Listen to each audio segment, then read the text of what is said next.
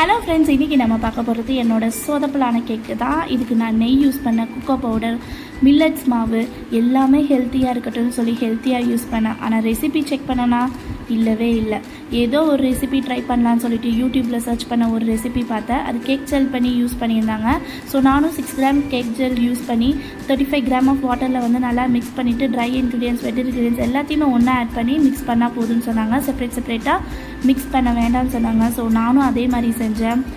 என்னமோ ஸ்டார்டிங் நல்லா தான் இருந்துச்சு. அந்த எண்ட் ப்ராடக்ட் பார்க்கும்போது பயங்கர மோசமாக இருந்துச்சு. ஏதோ மாவையே மறுபடியும் சாப்பிட்ற மாதிரியே இருந்துச்சு.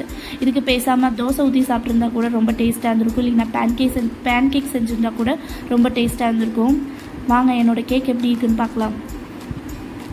என்னதான் பீட் பண்ணி சூப்பராக வந்தாலும் பேக் பண்ணி எடுக்கும்போது என்னோடய கேக்கோட லட்சணத்தை பாருங்கள். அப்படியே பிசு பிசுன்னு ஒட்டிட்டு நல்லாவே இல்லை. பயங்கர ஃப்ளாப் ஆகிருந்துச்சு. கண்டிப்பாக இந்த